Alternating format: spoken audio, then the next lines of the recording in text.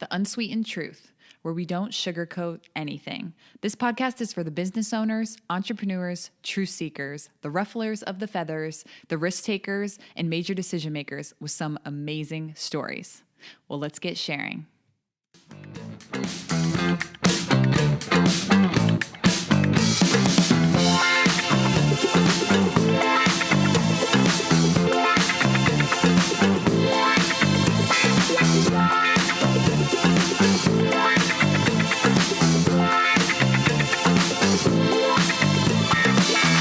Hey everybody, welcome back to the podcast. This is Kristen Pucci with the Unsweetened Truth. We have a new guest today. His name is Jayamohan.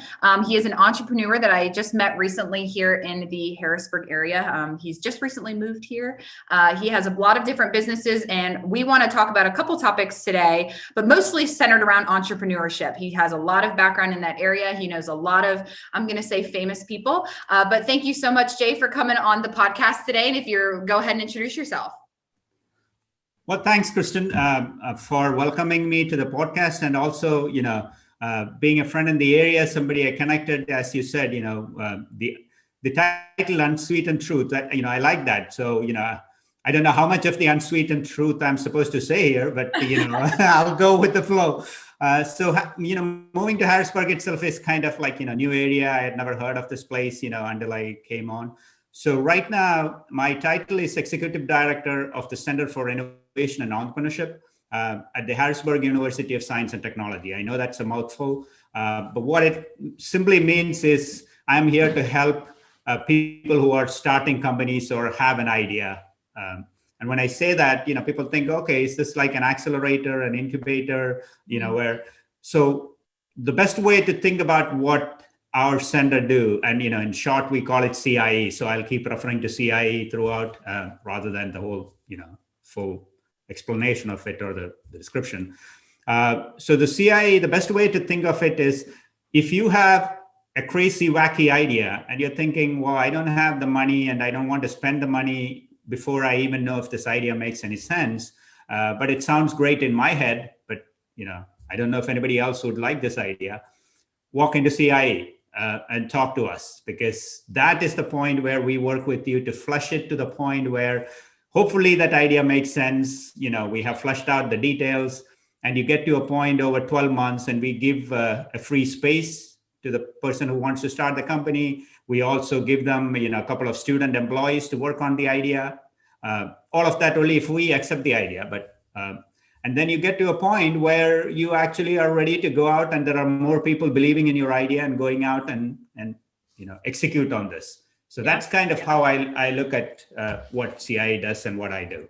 Great. No, thank you for that. And if any of you do not know Jay, definitely feel free to check him out either on their website or through LinkedIn. He has a very active profile. But I think let's hop right into it. A topic that we're both very passionate about is entrepreneurship. I'm an entrepreneur. Jay is an entrepreneur.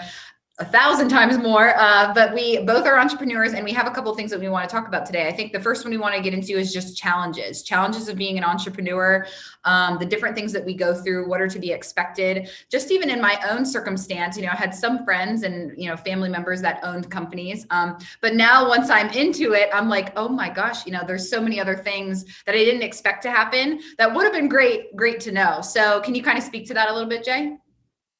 Yeah. So the first thing I always say, when people say I have an idea and I want to do a startup, even before we get into the idea or any of that, the question I ask is, why do you want to be an entrepreneur? It's the most difficult thing. You read about these things in like somebody sold a company for 100 million, and you go like, oh wow, okay, I want to be an entrepreneur. That's really far away from an entrepreneurship, right? Before you get there, it's a long, really hard journey. So you hear only about this, maybe the 5 to 10% that has been successful. There are 90% of the startups that fail. And talking about my, I was just talking about this to somebody today also, is, I did 3 startups. And even after having one startup where we were lucky enough to raise venture capital and sold the company, the second one again failed, because we still make mistakes. So it's really hard. And so when you talk about challenges, lot of people just think it from, hey, I have a cool idea. But the bigger challenge is there a market need for that? I mean, that's the first question you should be asking. If you are an entrepreneur, I always say, rather than coming from an idea perspective, come it from a market perspective. Because if you already have in a market, or if you have people that says, we want what you are doing, what your services or your product, that's the best point to start. And I think that's where, I like the way you have started your company, Kristen, and you kind of have these different pieces, including the marketing and the lead generation services. And you kind of, that's every business pivots based on how the market drives. You could build a product and put it out there. And if the market takes it in a different direction, you don't want to fight it. That's the direction in which you go. You follow the money trail, right? I mean, so from a challenge perspective, that is the first thing, breaking into a market, creating. So there is this whole theory called, blue ocean, red ocean, which essentially means if you are coming up with an idea and there are so many others solving that same problem in different ways, that's called a red ocean, which means you're competing in a space that's so crowded, it's so red. What you ideally want to do is create a blue ocean, which means you are breaking out in a new way. So the best example, I mean, it's not an easy example, but the best example is Tesla, right? Yeah. So, Ford makes cars and GM makes cars, and they keep competing. Like, Ford comes out with with an SUV, then GM will come out with an SUV. That's a red ocean. And then Tesla comes out and says, well, I'm not going to compete with any of you. I'm creating a whole new different market space with battery operated. Now that's the blue ocean. Now they are the leader of a market that they themselves created, because they created the market and there was nobody there. Now everybody's rushing into that market and Tesla is already the leader. So that's what, so when you think from a challenge perspective, always think from a market perspective. That's the number one thing that I would talk about when you think about challenge. Yeah, I definitely agree with you. I think people, because they're like, oh, you just created another marketing firm, right? And I don't think that we did. Actually, I know that we didn't, because I'm not trying to necessarily compete with those really large marketing firms that will do marketing for anybody. I paid attention to the industry that I knew, and I said, all right. And I like that you said that you follow the money. And I feel like what I'm saying and what I do is I'm paying attention. I'm just really trying to pay attention to what people need. And maybe it's not necessarily a direct service, or if it's right, what's in my contract, but I'm listening to them and I'm going, all right, that stresses you out. That's something that you need help with. That's something I could help with. Great. Let's throw a number to it. Right. So that's kind of how I created Cray. It's obviously expanded. I was not even initially wanting to do event planning, in the beginning. That was not an initial service. It was strictly supposed to be social media, and marketing and business development. And then I found a need and I'm like, well, I did it well. People like it. Let's keep doing it.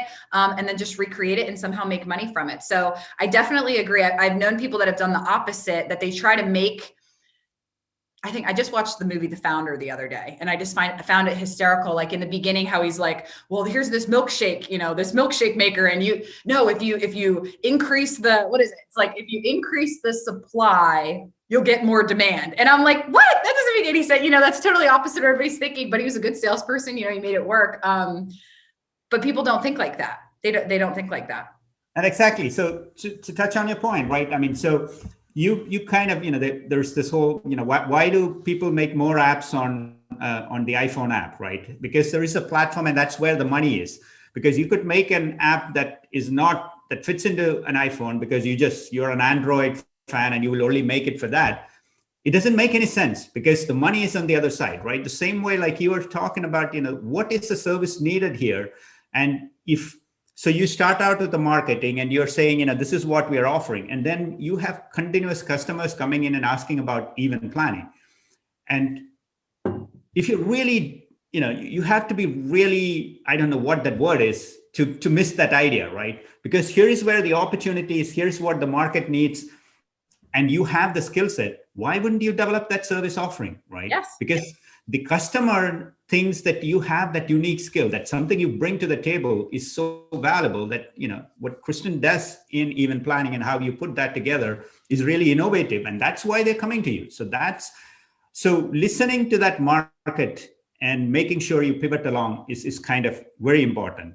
And that's where, the title of this also, one of the things we threw out there about the hacker, the hustler, the hipster is, again, my pet theory, like the blue ocean, the red ocean, is that, you need different personalities to build a company. So, we'll get to that, but, Yeah, perfect. I'd say let's keep going through more challenges, because I think I even just last night I was at a networking event and somebody came up to me and they're like, I've always wanted to start my own firm, but it's not the right time, or I can't do it right now. And I completely understand, there's certain variables that, maybe finances are a part of it, or this and that or a thing. But he's like, well, I'm doing all my side hustle though. It's my side hustle until it really gets going. And I think there's a lot of things, and I was just reflecting on this the other day. I think there's a lot of things like lies that we tell ourselves, even like when we haven't started the business yet. And I told myself for years, because I always wanted to start a company, but I was like, it's not the right time, or nope, don't really have enough money, or no, I'm not smart enough, or no, is anybody gonna take me seriously? And there's all these things. Now that I've started a company, I still say those exact same things to myself. Like, it's kind of ironic, really, that like you still have the exact same things that you're saying to yourself. I still, on a daily basis or weekly, monthly, whatever it is, go, well, I don't know if am I going to be able to do this? Am I going to be able to do this well? And I think that, from my understanding, is pretty common. Would you agree? Yeah, absolutely. So, again, your title, because it's pretty cool, the Unsweetened Truth, right? When people ask about my first startup and the challenges we went through, I say, we drank a lot of whiskey, right? Because there were days when we just, me and my co-founder, we just thought this thing is going nowhere. And this is pretty much the end of, because there was a point where, so ours was a software idea. And we looked at Facebook and kind of replicated it or duplicated it or adapted it for the retailers to connect with their suppliers. So to give you an example, Walgreens has at any given point 10,000 to 13,000 suppliers. And they need to constantly keep bringing in new suppliers and let go of old suppliers whose products are not selling, and bringing in new products. And many of these suppliers, when I call suppliers, other than the big guys like maybe the Procter and Gamble's or the Nestle's of the world or the Colgate's, a lot of their suppliers are like small businesses, and they produce maybe one product. And for them to understand how to package it, what is the process to sell to Walgreens, is all very complicated. And it used to be a lot of paperwork back and forth. And it used to, Walgreens used to lose millions of dollars. And then what we did was we looked at Facebook, and instead of Kristen and me being friends, we said, hey, why don't we create a platform where Walgreens could be friend with this mom and pop who is selling a product, right? I mean, that was the idea. But having said that, that product, when we started out, we didn't think this was a business. We just knew this was a problem that the market needed solved. And so we're trying to solve that. So we came from the market side because, as a PwC consultant, I understood this problem from Walgreens and Best Buy and a few others. But then when we put the product out, that we had a first customer who didn't pay. They said, we don't even know, you two guys walking off the street and saying, hey, we got this cool software. Why would we buy that? Walgreens doesn't buy software from random guys. So they said, we'll just try it out. And then they tried it out. They didn't give us any money. So me and my co-founder, Nick, we are both working out of my garage, moonlighting in the evening, because we still had a regular job. And we're trying. So there was a point where we were getting so busy making this product, but we're not getting any money. Mm-hmm. And that's when, the first time I think we drank a lot of whiskey, and we said, okay, that should solve half the problem. It didn't. Then we went back again, then we suddenly got to a point where we actually raised the first angel round. So for people who doesn't understand the investment side of a startup, it starts with seed round, which is your own money. You put in maybe under 100,000. Then they call it the angel round, which is 100,000 to $500,000 you raise from external people. And then you have the venture capital, which is the bigger rounds, which is 1.5 million, 3 million, 20 million, whatever it is. So we had raised the angel round, which was about $150,000. And by the time we had a few employees, and we agreed to pay them 50% of their salary, because that's all the money we had. And we were getting to a point where we had no money, we had just, I think, $12,000 in the bank. Our payment that was coming up was more than $20,000. And we had a customer and we didn't know what to do. So is this a business? Is this going somewhere? That was again, we drank a whiskey and, we drew a lot of pictures on whiteboard and napkin trying to solve this problem. And then we went out and started pitching to a bunch of venture capitalists. And then we got a $1.5 million venture round. So it's a very, very hard journey as you go through this, you build this business. And that is, again, you talk about challenges. And I think that's where the personality of the person is also important. When you talk about Kristen, you just touched on that point. You keep thinking about, oh, I have this idea, I should start a company. And then for whatever reason you don't. The majority of the people don't start a company because you think more about the risks versus the other part, right? Yeah. And I think the people who start companies are in some ways adrenaline junkies, right? You thrive on that risk. If you think from, say, your perspective, I mean, all of us may not, sign up to agreeing to that, but the honest truth is that it's like, going on a roller coaster because you jump in and there's a huge fear factor there. And then, you thrive through these challenges. So can you, persevere through this? That's the other part of this whole thing. And then, I certainly want to touch at some point on, if you are like a woman or minority who's starting a company, the challenges goes a little bit more because you're not fitting into those standard boxes, right? I mean, so those are, again, from a challenge perspective, I would say this is how you look at that. And that's why in a lot of people kind of think as entrepreneurship or people who start companies are as really cool people. But the honest truth is, I think we are all stupid people, right? Because we don't know what we don't know. And so we jumped in with, and said, maybe we'll make something of this. No, it's funny that you say that we're all stupid people because I do sometimes you're like, what was I thinking starting this company, putting myself through all this stress, but it is, weighing, you're entirely correct. Like weighing the risks to the rewards. I mean, yeah, you have the risks of losing all your money. And I think I wrote a LinkedIn post on this before, you could lose all your money, but okay, big deal. I'll just go and get a job, right? It's not, I get that, other people have different variables that it's different. But yeah, you lose all your money. Okay. You can go make more money, you lose this, or you lose a client, or you'll be fine, right? You'll survive. And that's funny too, that you said that we're adrenaline junkies. I have always been an adrenaline junkie. It just made me think of something when I was younger. I was in dance class and my parents signed me up for dance and they were like, the instructor was like, she goes so fast. She just rushes through everything. She's just fast. And I was young. I remember, and they're like, you're going to have a hard time with her when she starts driving. And I love when you can bet on yourself. I think that part is what is thrilling to me. And the self-confidence that you will receive from betting on yourself and having it work is wow. People that just see what you're doing and they think, Kristen, this is amazing, or what you're doing is incredible. That is just amazing. And especially as a female, you touched on that as well. I obviously don't know necessarily what it's like to be the others, but being a female, it is different. I think there's a level of, and I think we talked about this at lunch before, there's a level of cattiness with women that I think men luck out that they don't have to necessarily deal with that.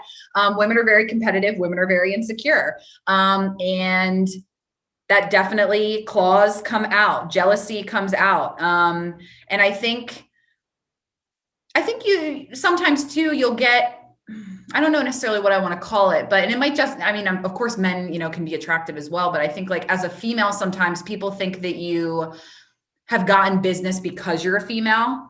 And I'm in a male dominated industry and it's mostly construction. So yes, all of my clients, well, not all of them, majority of my clients are men, they're male. So does that automatically mean that I got that client because I'm a female and they're a male? No. Could people run with that? Of course. But it's just I I don't know if men so much, I've never been a man before, so I don't know. Like, I don't think that men maybe deal with that. That could be my own perception of it. But those are definitely separate challenges that I think a female maybe would deal with that men would not. Or, I really have to captivate a room. When I walk into a room, I have earned that spot. I have to play the part. I have to be helpful. I have to be innovative. I have to, I don't want to say that I'm like not an equal walking into the room, because I believe that I am. I believe that I am an equal with men, but I think I have a little bit extra to prove, that I'm not just some blonde chick that walked into this room and it's like, she's just in here because whatever. That, like, all right, she has a brain, she knows things and she's intelligent and she has something to offer. Yeah. So on top of the adrenaline junkie part, I think that's the other thing also, right? Most of the entrepreneurs have probably a small chip on their shoulder, right? You have a point to prove. And if you, like I said, if you are in a minority or a woman, the chip is slightly bigger because it's more competitive. You have something more to prove, you feel, and otherwise you're not recognized, right? And the point that you raised about, is it different for men and women? And how do you, I think at the end of the day, even if, so maybe there might be a lot of people who think, like you said, that, she's a good looking woman and that's why but the honest truth is not all of them who looks like that also starts a business and succeeds in business. So the starting a business and driving a business has real skill set that is needed there, right? You have to be innovative. You have to think on your feet. Right? Many times you walk into a customer and you start a conversation about something that you are going to, deliver, or this is your service. And you quickly figure out that, well, that's not really where his interest is or that company's interest is. And, it's slightly different. Yeah. And if you're not smart and you're not listening and not thinking on your feet and changing that pitch, your business is done there, right? And if that three of them happens, you're out. And so the ability to think on your feet, a little bit of that street smartness is really important in, overcoming the business challenges as you keep hitting each of them. And that's where I say all these skill set usually doesn't come into one person. At least in my case, I didn't have. So that's where, after we started the business, and when I talk about, starting a business, I came up with this whole concept of hacker, hipster, and hustler as three personalities, right, for a business ownership. So somebody who's in the, it need not be co-founders. It could also be a founder and, two senior solid teams. And what I mean by that is, the definitions, the way I look at it is, hacker is somebody who can look at a problem and come up with a solution, innovative solution, right? Some minds go, so you talk about right brain, left brain, right? So one is like very logical thinking, and then the other one is the creative one. So you need that part to have this hacker who can quickly solve. And you all in a startup, again, when I used to hire, I have hired tons of people into my startups, and we always look for smart, street smart, savvy people, not really hardworking people, right? There's a slight, I'm not saying hardworking is bad, but if it is somebody who just keeps working versus trying to come out with a creative way to quickly solve that problem, that's not really what you need in a startup, because you have to quickly solve the problem. So the hacker is somebody who looks at that. When I think about a hipster, it's somebody who understands the customers, right? Who knows what is happening in the market, who knows where the customers are going. Is there a change in how they are buying products? So you take a fashion industry, for example, the trends in fashion, the moves in fashion, right? The fall clothing line, when it comes out, when the designers comes out with it, is there a switch in trend? Hipster is somebody who keeps in touch with that. And then hustler is somebody who can actually close deals, right? So you come up with a solution, you understand the customer, but then you still need to close the deal. And that's, again, I think so in my case, when we started the company, I think I was hacker and half a hipster, right? I didn't have the hustling skills of closing, because maybe it's part of the immigrant journey, maybe part of, somebody who's in a different world in US coming from India and, all of that. there is a little bit of that inhibition that stops you from asking for that last step. So that's where, my co-founder Nick was very good with that. We have these conversations and you will quickly, we got that the customer is excited about this, and then he would jump in and say, okay, it's $150,000 per year subscription pricing. Shall we sign the deal? And that, it took me a long time to get me there. So the two of us kind of worked together within these three personalities. And so after that, I always, tell people that when you found a company, not only understanding your strengths, but understanding your weakness is really, really important, because most people who work in a company never think about that part, because you and I might have seen, I have seen where people do their own evaluation and they put, 5 out of 5 in every skill, right? That's their, come on, you really think you're good in all these areas? It's unbelievable. But when you're starting a company, you really know your weaknesses, and you have to know your weaknesses. Otherwise you're blindsided continuously, right? So that's what this, the concept of these three for me is. I don't know if it makes sense to everybody, but that's a theory that I live with and I tell people about. No, I think that's great. So just for everybody listening back again, so it's you need a hacker, you need a hipster, and you need a hustler. So I guess I have a question, because that's obviously the ideal. It sounds like the ideal situation is that you have all three. Now, when I started my company, it was just me. And I'd say, let me look back at the names again. Hacker, hipster. I was not a hacker. I don't think I'm not a hacker at all. I think if anything, I fall under like the hipster and the hustler probably. But I'm not a hacker, and I know that I'm not a hacker. And that's something that I knew I needed to go out and find somebody that was good at figuring out IT things or like website technology. I don't even have any interest in it. It's not even that like I couldn't go also Google and figure things out. Sure. But I have zero interest in it. I am a firm believer in like I think we all have good skills.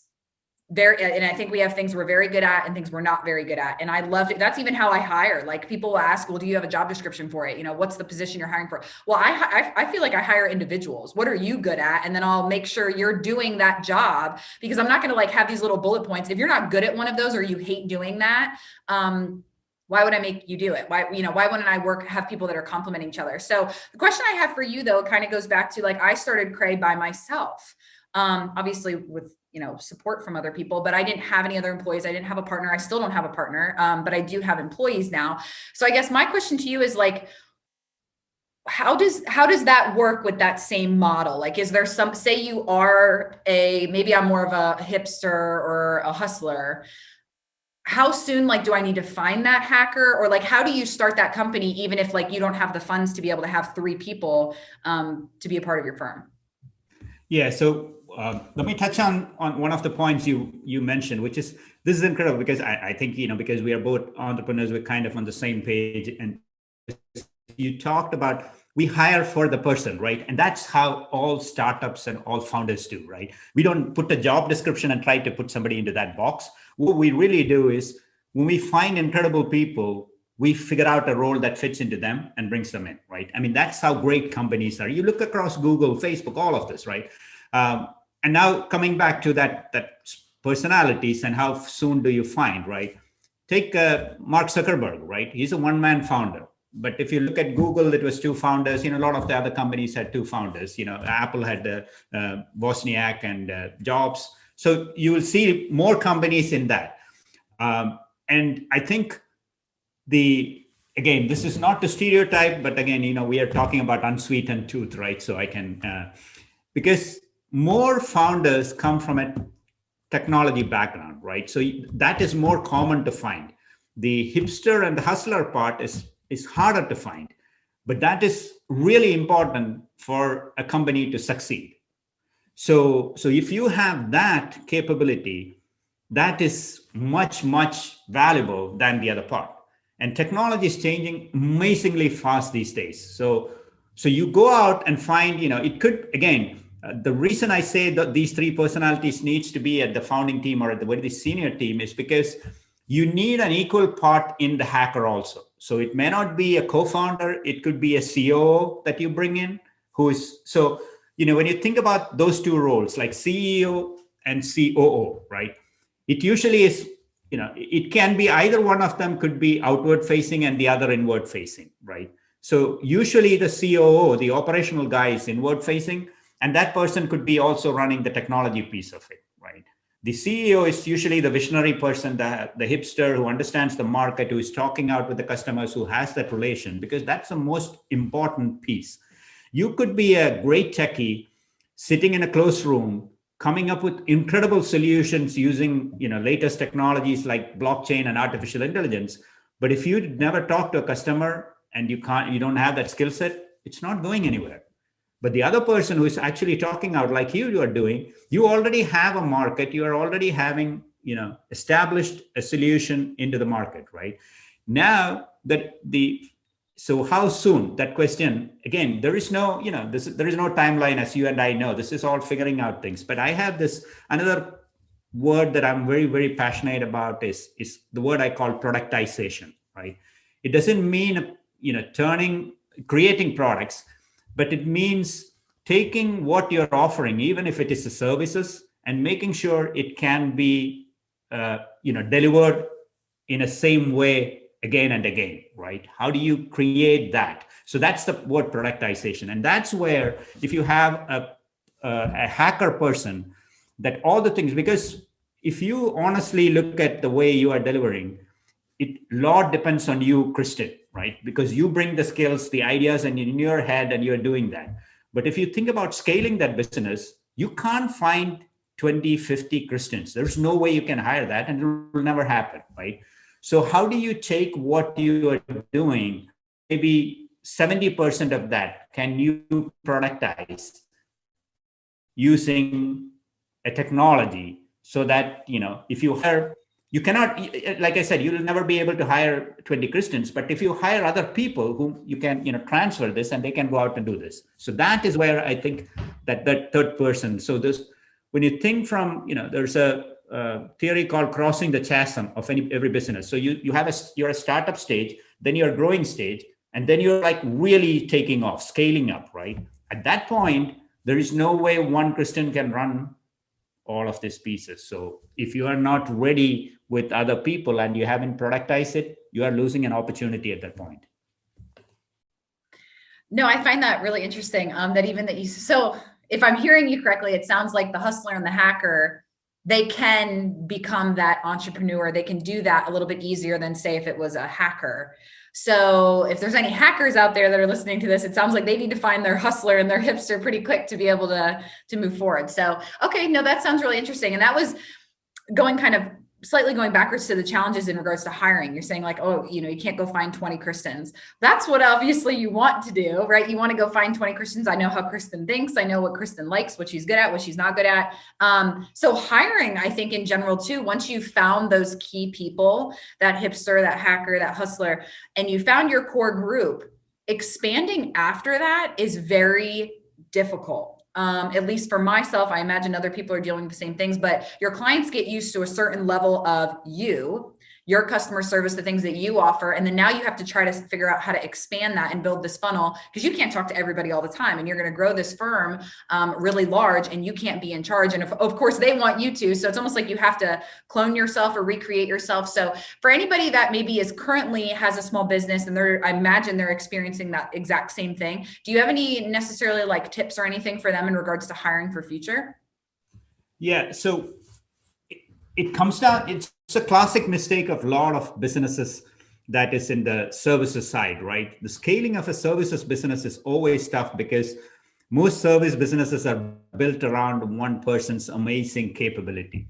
And there is absolutely, that's the first thing you have to understand. There is absolutely no way you will find another Christian, period, right? So put that out.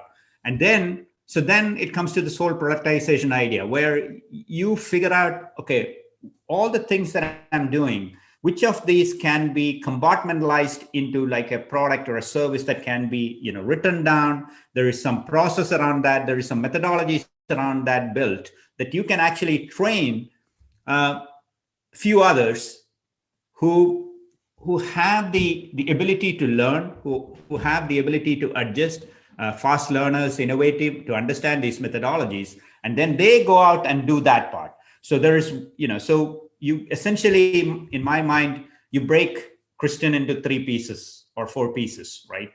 And you take out each of those pieces that you're good at, and look at those and figure out which one of those can actually be productized or create a very clear methodology that somebody can easily learn and go with that. And this is true of sales also, right? Because ours was a product company, so we didn't much worry about the services part of scaling. But when you think from a sales perspective, in the early days, I and Nick could go into a customer and close the deal because we knew the product we could explain very well. So when we bought the salespeople very early on, they struggled and they couldn't sell. So initially we thought, these guys doesn't have the skill set. But what we figured later was the product was not ready to the point where, because when you hire salespeople, they want it to be simple, right? They are very good at saying, okay, this is a bottle, you can put water in, you give them that box, they go out and will repeat that, and they're coin operated sales guys or working on commission. So it's the same thing when services industry scaling is a huge challenge. And so that's how you kind of separate, breaking down the Kristen into the 3 or 4 or 5 pieces and figuring out maybe 2 or 3 of this can create a methodology that others can understand, simplify it down, right? The non-innovative, that the parts that is already working with your customers, that the customers understand.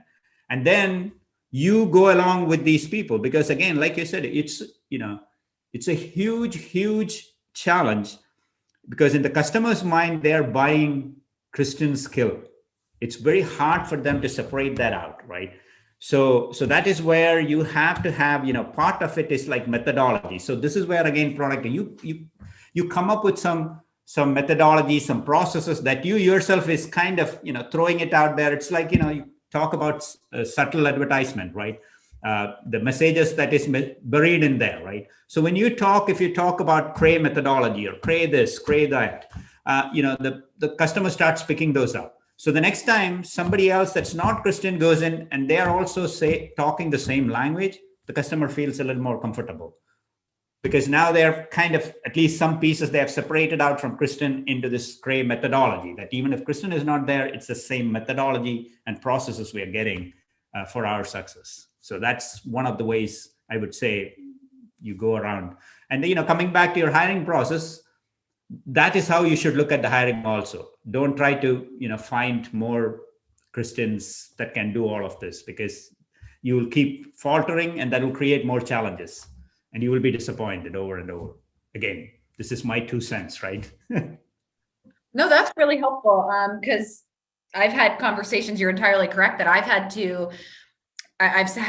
clients that I've had conversations with that they're like, we are buying Kristen Pucci, we're not buying Cray, right? Other people can have a Cray. Other people can, start a similar business, right? It's not like I'm, I guess I slight whiz in what I did, but somebody else can go out and do it and they're buying me, and they knew that I was going to scale. They knew I was going to grow. And they were like, the more you grow, we want to make sure that you're still the person that's representing us. So I really like that you said that, because somebody else, one of my clients actually said that to me the other day, that I have to have and everybody always wants to use that word culture, but I feel like it's bigger than that. It's like, what's your word? What's your thing that everybody's going to be filtered through, that it's not, and that makes me feel better about like through hiring, like not having to look for another Kristen, but what is that that person has to believe in that goal, and they have to have these skills that, exactly like you said, they go and they meet with a Cray client and Kristen's away and they still feel like they're getting the Kristen service, even though it's not Kristen. So I think that's really, really helpful, because hiring is difficult. And finding other people like you are difficult. But if you don't even give yourself that expectation, like stop trying to say, I'm going to go hire another Kristen, or I need to go find a Kristen 2.0. That person does not exist, because there's only one Kristen. So find somebody else that's really, really great at what they do, and they're amazing all in their own. And then they can even bring their own skills in. I love finding people that are good at things that I am not good at, because I'm like, yes, this is great. Now I can compliment people back and forth. Like we have a couple openings right now. And I'm looking for people that complement my current people on my team. I need them to complement the people on my current team. The people on my team right now are incredible. They have these skills that are like, there's technical stuff that as a team we have to work on and train and whatever, but these soft skills, they're loyal, they're, they're just great people. And I'm like, all right, they are kind of maybe 5 out of 10 on this scale here. This new person coming in, they're an 8 out of 10. They're a 9 out of 10 on that. All right, let's give that to that new individual. So that's why I'm glad you agreed with that as well, that you hire people that have these really good skills, and they're not necessarily fitting them in a box, which is the way that most HR teams work. It's the way that most companies work. But if you have skills that are untapped and you're just sitting there and you're the shell of a person in my office, why would I not want to tap into those skills? Even if it's not something that's a part of your job description and it makes you passionate and it's something that you love doing, even if it's like completely polar opposite of your job, use those. I want you to be happy. I want someone that wants to come to work every day and it's something that they're passionate about, not just because it's not in your job description. Yeah, I agree. So, as you were explaining, I was thinking, that's because that space so well. The services, the best way to simplify it is you look at it as solutions and delivery, right? That's the two ways. So there's one part where you are building the solutions, and then there's the delivery piece. So you start hiring for people within each of those slots, right? The solutions people are the people who can build these methodologies, take what you're doing and look at it and say, okay, this is how every time it's a repeatable process now, right? At least how do you engage with the client the first time? What's that first kickoff meeting looks like? What is that first process of lead generation or marketing or whatever it looks like? So some of those pieces, if you market that's the solution builders. So you get a few of them that can, always look at improving that, turning it into better processes, all of that. And then you have these delivery people, right? That's the client engagement side. That's the more hipster people that you try to hire. And so if those people are really good with the customer engagements, you start training them like, here is how you take this solution and engage with the client. Here is when the solution doesn't fit, what do you do? How do you talk with the client? How do you bring it back what the customer feedback is? So if you think from that solutions and delivery, and then you start hiring, finding great people that fits into these slots and building and start scaling up, right? Otherwise, you can never scale up the business because you're always challenged because you are the only one that needs to be on the solution side and the delivery side. And you're constantly have to work both, which means you can always have only maybe a limited number of clients. You can never go beyond that. Now, obviously, we hit on the hipster, the hustler, and the hacker. Are there other people that you think, well, obviously there's other people that are either really, really good to bring on early, that those are the 3, but are there people that maybe you'd recommend for like the 4th individual or the 5th individual that have a specific type of skill set? Is that something that you could speak on as well? Yeah, so the hacker, hustler, hipster is more from a startup co-founding early team that can come out with the solutions and the market side, right? When you think about hiring, the sales hiring is one of the biggest challenges out there, right? I always say most salespeople are very good at selling themselves versus actually selling a product or services, right? So how do you find the salespeople? And that is, again, how you scale up a business. So when you're scaling up a business and you're hiring salespeople, what do you look for, right?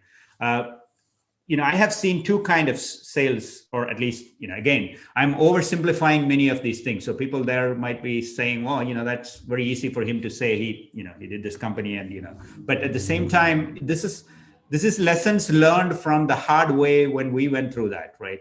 So the one is what I call a coin operated sales guy. So if you simplify your product or service, and these are people who will come in and really kill sales, they're commission operated, they will make huge commissions out of that. They're incredibly good at selling anything, right? But they are not people who can explain complicated solutions. They can sell a bottle, they can sell ice to Alaska, or whatever that analogy is. These are that can It's sell ice to an Eskimo. Eskimo, there you go. That was good. That was Well, this is where the immigrant English as a second language always comes as a challenge, that right? was funny. That was really good. That made me laugh. No, but when you talk about challenges, this is one additional piece when you think about starting. But yeah, So those are what I call a coin-operated sales guys who, if you simplify the product to them, they're really good, right? They can, close sales amazingly. But if what you're selling is a little complicated services that involves more, that's a different kind of sales guys. And those are what you call engagement managers or engagement sales, right? Or consultative sales guys. And I think for business like yours, you will quickly figure out, like, take a look at the big consulting companies like McKinsey or Boston Consulting or PricewaterhouseCoopers, right? All of them, their sales guys are usually their engagement managers also. So when I was working for PwC, when I'm put into a client, they are expecting me to sell inside that client also, right? I'm not just a consultant there. I get paid for the consulting, but I am also expected to grow the business from inside and find others similar to that, and because I'm good at explaining that complex engagement. So that's not something a coin operated sales guys can do. So you have to find out what kind of business you are running and what kind of sales fits into your model. And that's one of the key other pieces of hiring to talk about, in the very early stages, to go out and do this and scale up. That's interesting. I'm like, my wheels are turning as you were talking about that. And the coin operators are the people that can sell anything. Well, those are great, but can they, like, I'm picturing like a salesperson, like they're in an office and someone poses them with a problem or a question, or then they have to start using critical thinking.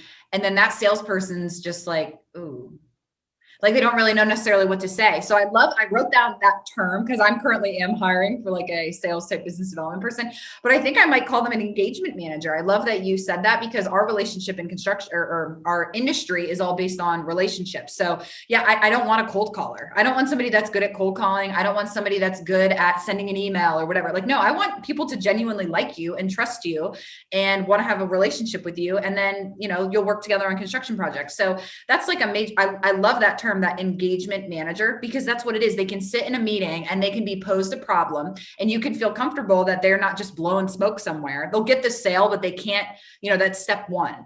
Then it's like, then you need to take care of the client. Oh, a problem arises. Are they someone that's just going to run away and hide? Or are they someone that are like, all right, here's a problem. Here's my time to shine and show my customer service skills and what Cray's all about and what we do and how we fix things. So that was incredible. I love that piece. I hope everybody took as much out of that as I did. And that's a really important one because, just think about our common friend, right? Bill Sutton, incredibly smart guy on the construction side. You send a coin operated sales guy to Bill, that's not going anywhere because Bill, that first engagement itself, you have to be smart and, have that conversation. If some guy comes in and says, and Bill has 3 questions, Bill always has follow-up questions. And these are sharp questions. And if that falls apart, that's the end of the sales. Versus the engagement guy is somebody who understands and, and also listens to the questions that Bill has, and then comes back and says, okay, this is how we are addressing that. So without that, it's not going anywhere. And I think we're almost getting to the end of the time flew. And hopefully, we threw out a lot of unsweetened truth out there.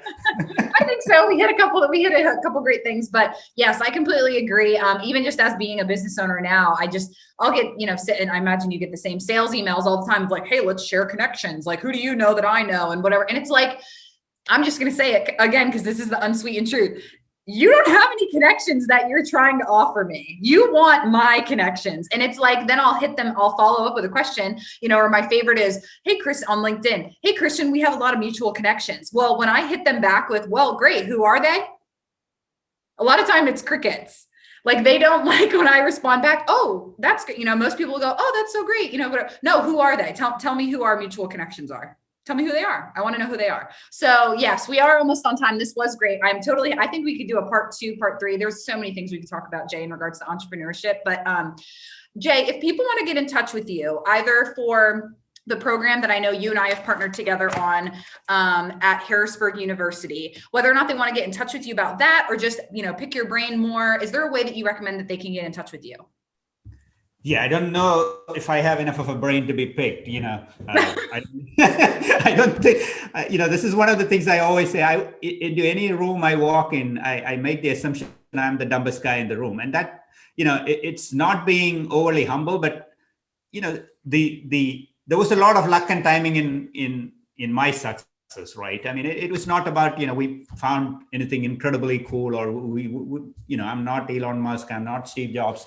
We just stumbled into these opportunities, problems that we solve, right? So, but having said that, I love people who have ideas and who thinking of starting, and want to encourage more of that. And I think this country needs really more, because there are a lot of people who are talking about workforce development, but there are very few people talking about creating more job opportunities, because you can't just train people and there is no companies or jobs. And Yeah. especially with the way the economy is going and things are getting more and more autonomous, you have to think about solving some problems locally and creating your own businesses. And so reaching out to me, the best way is our website, which is cie.harrisburgu.edu, is our website. And then I don't just share my email, because sometimes, like you said, it's more marketing or sales emails that I get than than people genuinely wanting to. But if somebody is really interested, they can go to the website, and if it's something that they really want to connect with, they can find the contact information and send it to us. And we always, like I said, I love talking to people, and then I'm building relations like you and others who are starting business, because this is I have maybe a little bit of wisdom, you have a little more of the wisdom, and we start sharing all of this out there, and that's how other people start thinking about starting a company, and growing a business.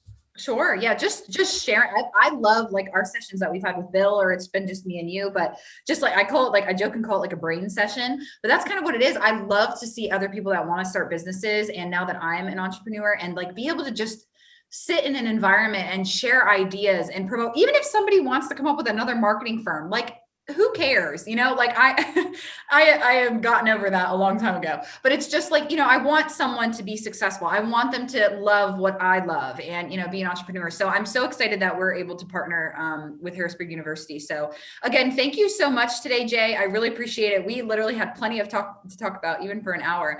So hopefully we'll have to do another one, but thank you so much again. And hopefully we'll have to talk again soon.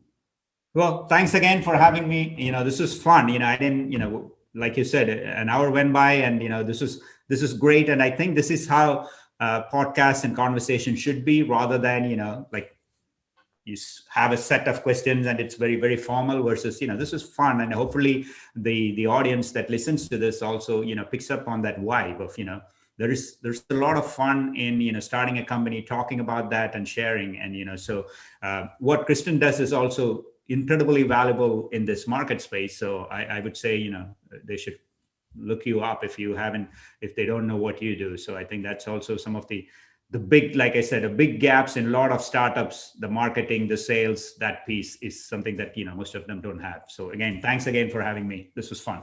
Thanks. Want to follow along? Be sure to subscribe to listen to our latest episodes.